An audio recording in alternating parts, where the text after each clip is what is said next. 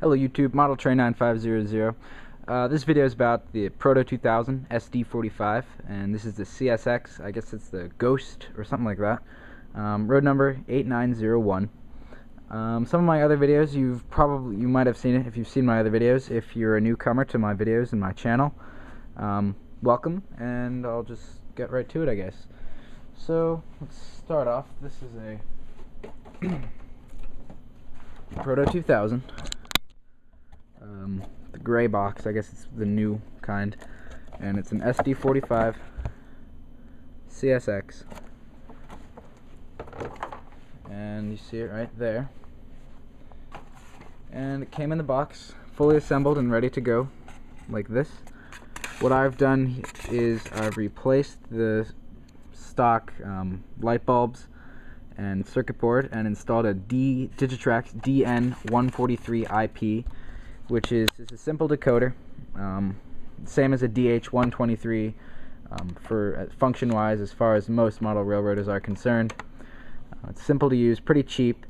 I got it for, I think it runs $29.99, but the only reason I used that one instead of the cheaper $19.99 DH123 is because there isn't much space inside the locomotive and I needed to get this to fit. But there was this board in here, and this drops the voltage to the bulbs from, I guess, from 12 volts to 1.25 volts. That's what these light bulbs here are. These are light bulbs that came in the locomotive, and I replaced them, as well as this board with a decoder and some LEDs. So that's the only change that's been made to this locomotive. There's lots of detail on it, although there's a bunch of other detailed parts that came with the locomotive, like wind shades, visor sort of things, sunshades, all that good stuff, and some kind of other air thing, exhaust. I don't know what it is, but I'll pick up the locomotive here and show you what it looks like. So we have pretty nice looking paint here, crisp, very detailed. And on the side here of the trucks we have piping. On the bottom, see that we got piping, and there's the bell right in there,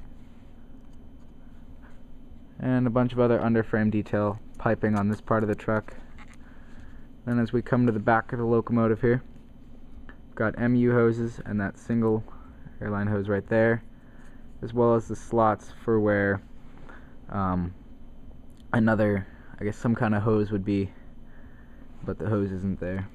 And then along the side, same deal, we got the pipes and a lot more underframe detail. This is similar to the athearn Genesis SD45 as far as detail that I'm seeing. Paint's really crisp, you can read all of it. Then we get to the front, we have MU hoses, and unfortunately there's supposed to be the same single hose as there is on here. That has broke off. Then on top we got the horn and radio antennas and all that kind of stuff. Lift hooks all over the top, and overall it's a very nice model. And I'll set it back down here on the tracks for you, show you how it runs. First thing I noticed when running this locomotive is that it runs very fast. That's, I guess, the gearing in it. And that will make it difficult to speed match with other locomotives. However, for me, I don't plan to run this with other trains, so I'll just run it by itself. So the speed matching is not an issue at all. It's not for me. And like I said, I replaced the stock stuff with LEDs, which you see there are very bright, and a Digitrax decoder. So let's plug in 8901 here. Alright, we got that. And starting off with slow speed performance. I'll slow it down a lot here for you.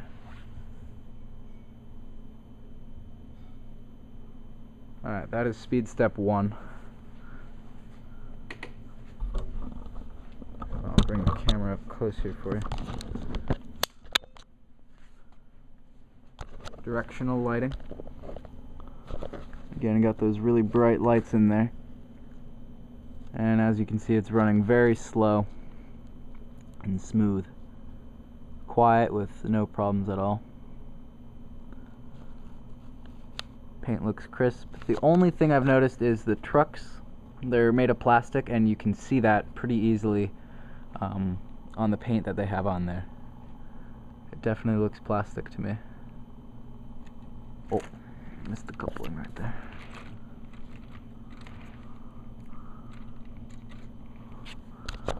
So I can couple these together.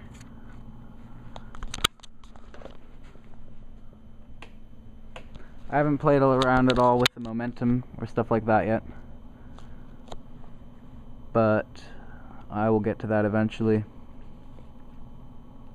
Let's see, from the factory it comes with, I think, the horn on. I don't know about the other details. I definitely added this one there. I still have to clean that up with some paint, because you can see that I've worked on it. There's just an overall inspection of the locomotive. I don't know if you can hear it, but it's very quiet and smooth. And the detail on the front looks nice. And with those bright white LEDs, it definitely looks nice. I'll have another video up about how I changed this, and I'll show you on another locomotive, Proto 2000 RS27. And I believe this process applies to all of the new Proto 2000s that have been done by Walthers, although this one doesn't even say Walthers on it. The gray box ones. In your instructions it'll probably tell you if you need to replace the bulbs. So I'll bring it up to speed here. This is 128 speed steps, and this is on the first of total of 6 steps on the throttle itself. So this is about a little less than 25% power.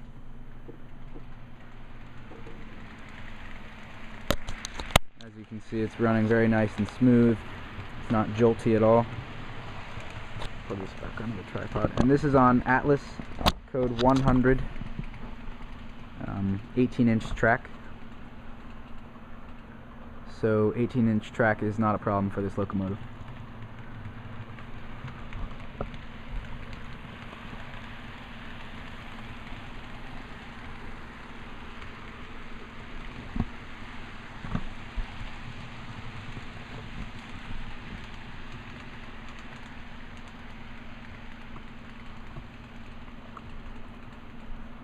And this is the first table of 3 that I have done.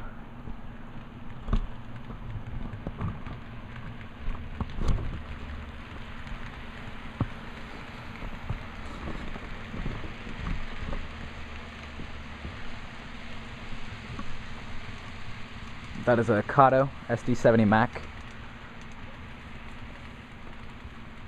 And these lights that I have are very bright.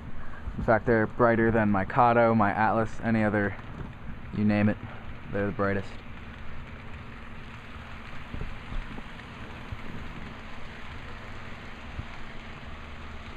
So I would highly recommend this locomotive. I think I paid $140 for it. If you can get it for cheaper, that's great, but it was definitely worth the money, especially now with the LEDs installed. If you check out my video, I'll put it in the description, but also it should show up somewhere in the related videos. It's my layout update 6/16/2009, and you'll see this locomotive when I first got it without the LEDs or DCC, and you'll see how much of a difference these LEDs made. It's pretty incredible. But overall, I really like the locomotive. I highly recommend it. So thanks for watching, and look for more videos in the future.